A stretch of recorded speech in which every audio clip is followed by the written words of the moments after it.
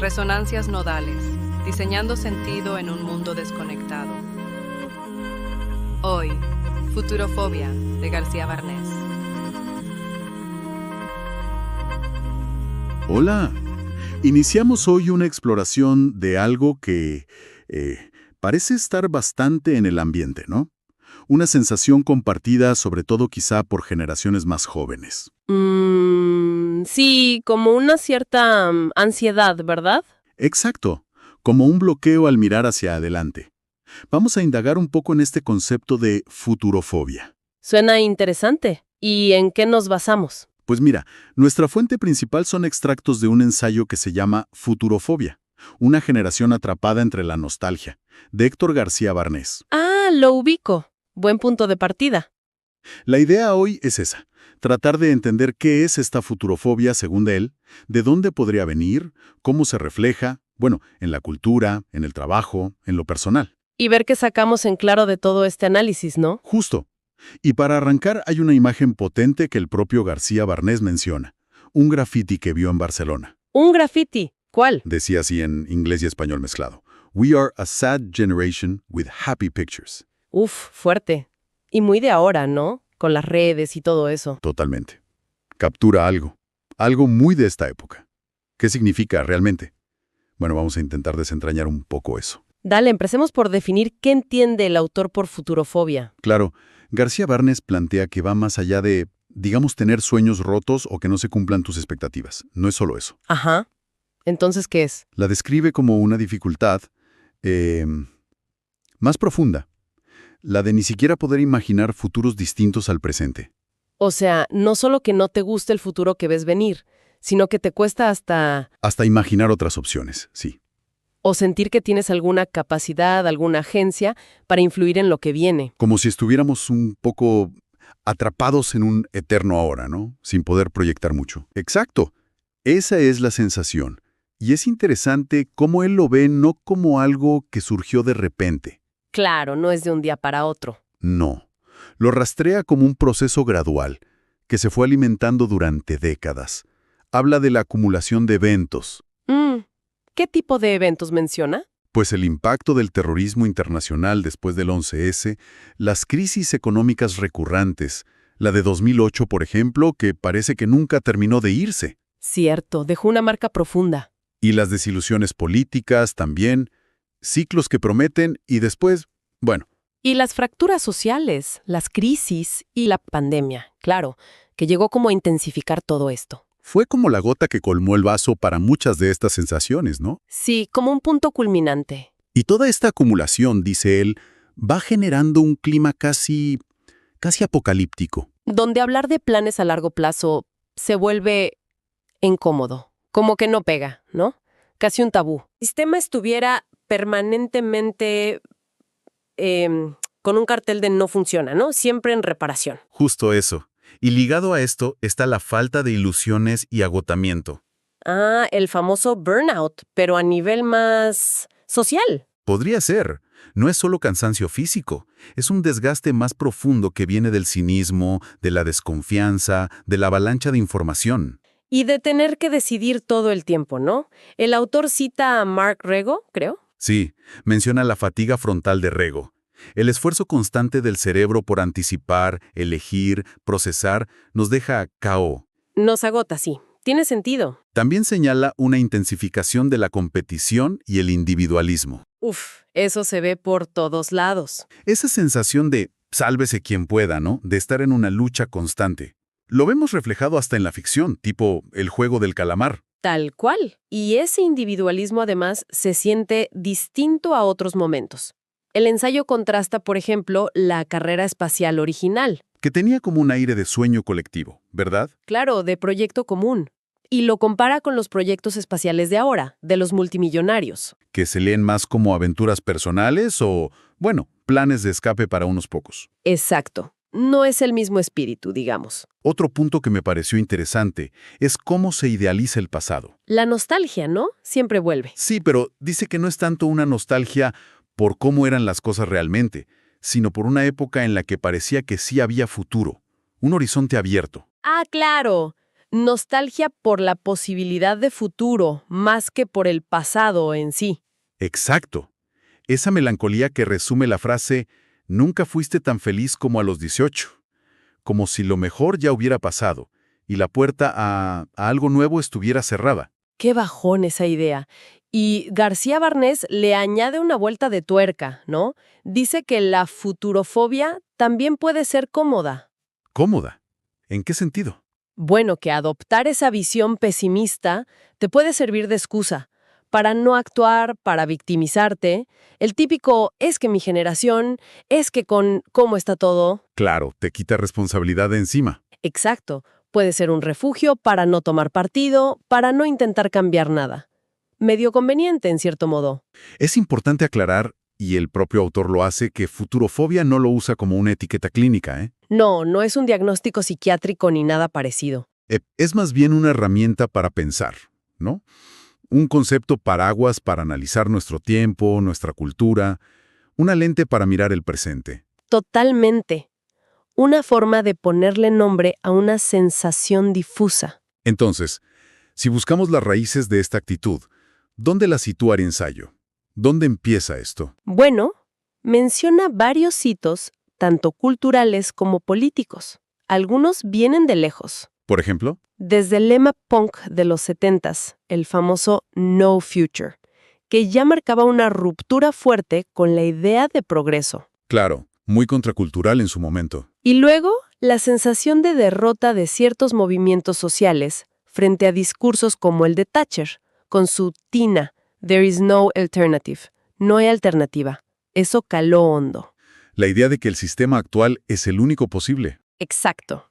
Y después, la caída del muro de Berlín, que aunque fue un momento de euforia para muchos, también dio pie a la tesis del fin de la historia de Fukuyama. Como si hubiéramos llegado al modelo definitivo y ya no hubiera más revoluciones o grandes cambios por venir. Algo así. Y todo eso, según este análisis, contribuye a lo que un crítico, Mark Fisher, llamó la deflación de las expectativas. Deflación de expectativas. ¿Qué sería eso? La sensación de que llegamos tarde, de que las grandes revoluciones culturales, los grandes momentos ya pasaron, que vivimos como después de la fiebre del oro. ¿Qué imagen? Como si solo quedaran las obras. Un poco esa es la idea.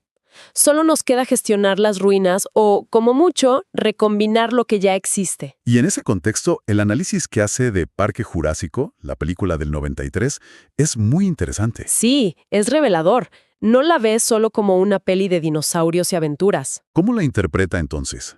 Por un lado, como una advertencia muy clara sobre los peligros de la ciencia cinética y de la codicia. La famosa frase de Ian Malcolm. La de «estaban tan preocupados por saber si podían, que no se preguntaron si debían». Esa. Resuela perfecto con ese escepticismo posguerra fría hacia las grandes promesas tecnológicas, hacia las utopías. El progreso ya no es visto como, bueno, sí o sí, puede ser peligroso. Tiene sentido, en ese momento histórico. Pero decías que había más, ¿no? No es solo una advertencia. Correcto. García Barnés detecta una tensión ahí, fascinante. Porque sí, la película muestra el futuro tecnológico, la clonación, como una amenaza, una distopía. Pero al mismo tiempo, Al mismo tiempo genera una fascinación enorme por la aventura, por volver a un pasado primigenio, casi mítico, con dinosaurios, donde todavía son posibles las hazañas, las emociones fuertes. claro. Como si dijera, el futuro tecnológico da miedo, pero qué ganas de volver a un pasado imaginario donde la vida era más real, más emocionante. Exactamente. Esa tensión es clave. Miedo al futuro descontrolado por la tecnología y el capital, y a la vez nostalgia por un tiempo donde el futuro, paradójicamente, todavía parecía prometedor o al menos más simple. Y esa tensión, argumenta el ensayo, se ve en nuestra cultura actual. Sí, permea mucho. Pensemos en el auge de lo que llaman ficción grimdark. Grimdark, como Juego de Tronos. Exacto. Juego de Tronos, la serie El Colapso, pelis como Joker o series tipo Black Mirror. ¿Y qué caracteriza estas ficciones según el autor? ¿Qué tienen en común? Bueno, predomina una visión del mundo bastante oscura, ¿no? Casi hobbesiana. El hombre es un lobo para el hombre. Mucho cinismo, competencia brutal, todo se descompone. El realismo parece medirse por la crudeza, por la posibilidad de que cualquiera muera en cualquier momento, sin aviso, sin moraleja. Justo. El análisis que hace de la boda roja en Juego de Tronos va por ahí. Nos impacta así, pero en el fondo es casi lo que esperábamos de ese mundo. Una traición, una catástrofe. Y se sugiere que encontramos cierto confort apocalíptico en esto. Suena raro. Suena raro, pero tiene su lógica. Disfrutamos estas historias porque de alguna forma validan nuestras propias ansiedades. Nos permiten procesar ese miedo a un futuro que percibimos como incierto, hostil. Como que nos preparan para lo peor o al menos nos hacen sentir que no estamos solos en pensarlo. Algo así. Es un contraste interesante con series de la década anterior, como Perdidos, que aunque tenían misterio, invitaban más a especular, a teorizar sobre futuros posibles, pasados alternativos. Eran más abiertas, quizás. Entiendo. Otra manifestación cultural que analiza a fondo es la retromanía. Ah, sí, el término de Simon Reynolds. La obsesión de la cultura pop por su propio pasado reciente. Y ejemplos hay miles, ¿no? El ensayo menciona a C. Tangana con El Madrileño, que es un diálogo constante con la música de los 90, los 2000. Totalmente. O el fenómeno del retrofolk.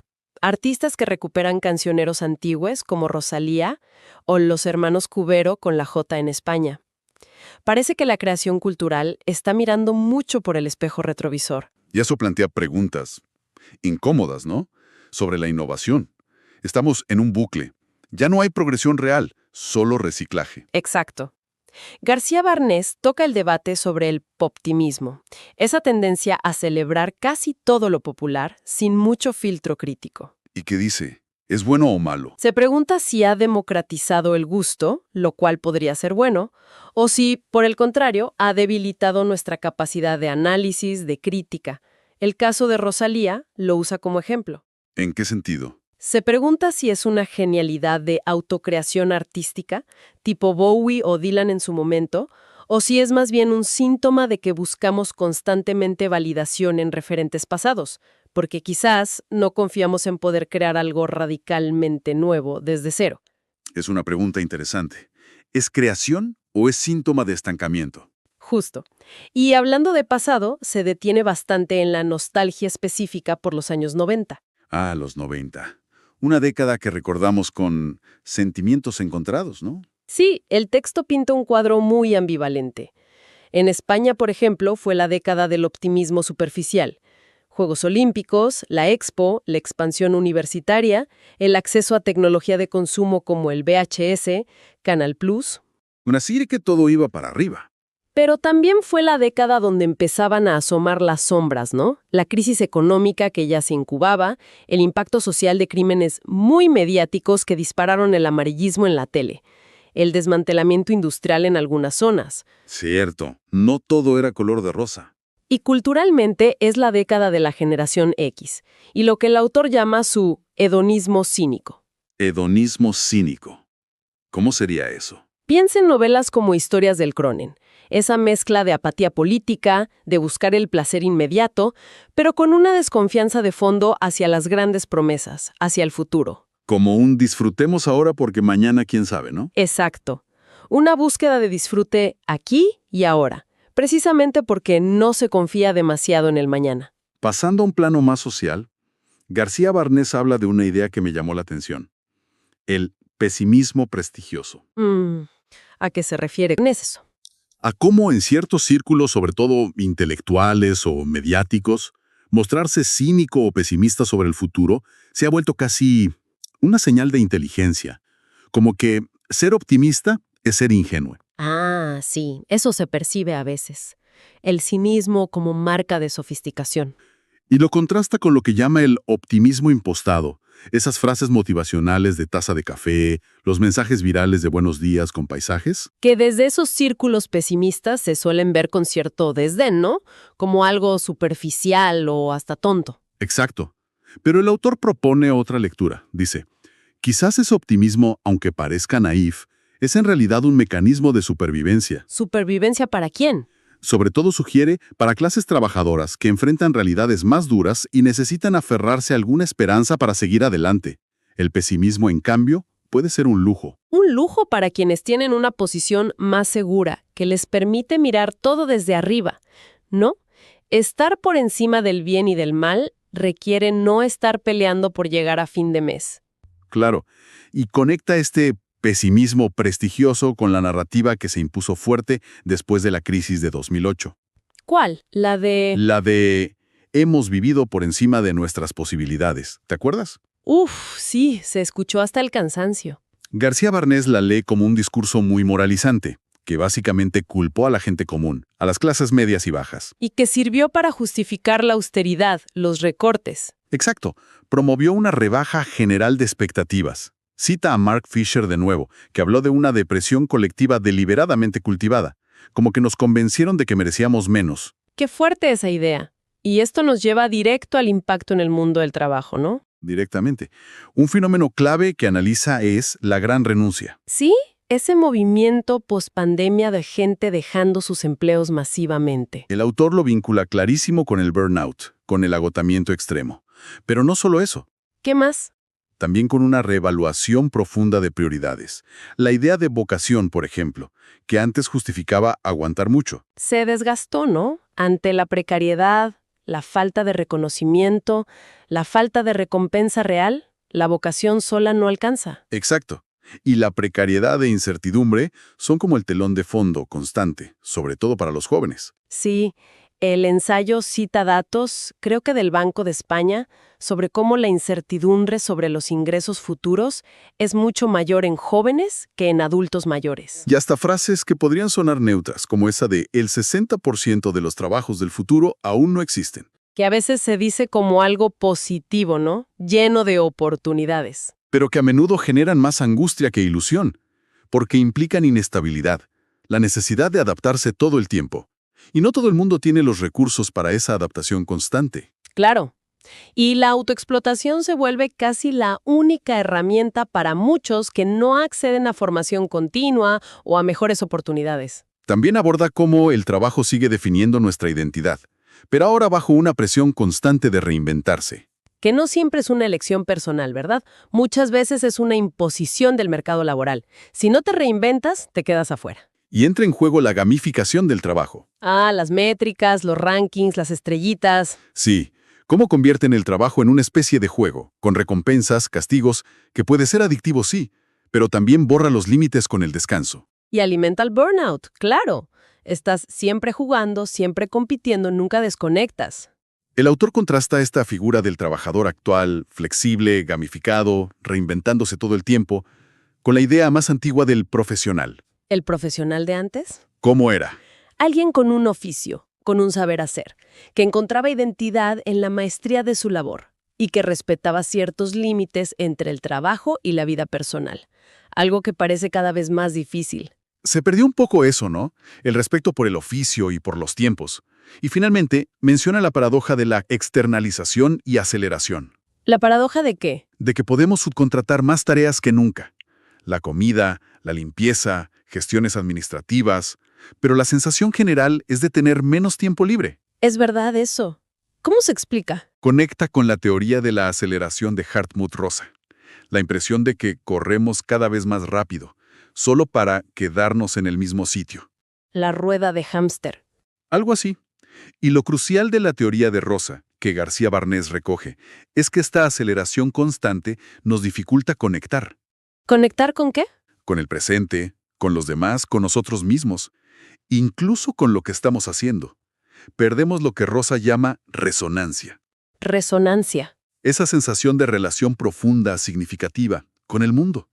Vivimos en un presente acelerado, pero como desafectado, ¿entiendes? Sin esa conexión vital. Entiendo. ¿Una vida rápida pero hueca, en cierto sentido? Podría ser una interpretación. Y en todo este panorama, bueno, llega la pandemia. El gran evento disruptor reciente. ¿Cómo encaja en la futurofobia, según García Barnés? Actúa como un catalizador muy potente, de varias maneras. A ver, Firmación de temores. Para mucha gente, no fue una sorpresa total, radical. no, parecía algo sin precedentes. Sí, pero encajaba con esa ansiedad latente, esa sensación de que algo gordo podía pasar en cualquier momento. La reacción de «se veía venir, era obvio que algo así iba a ocurrir» fue muy común. Ah, claro, como la materialización de un miedo que ya estaba ahí. Exacto.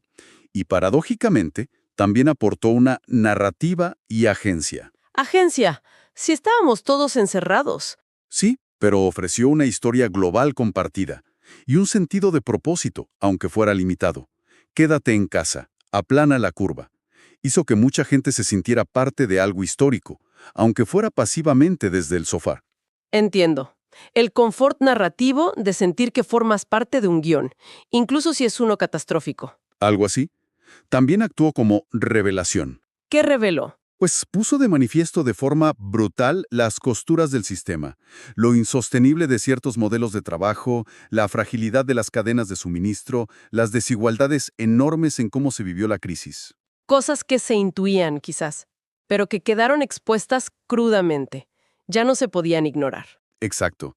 Y las reacciones, claro, fueron muy diversas. Sí, eso fue evidente. Hubo gente que sintió alivio por la pausa obligada, por bajar el ritmo.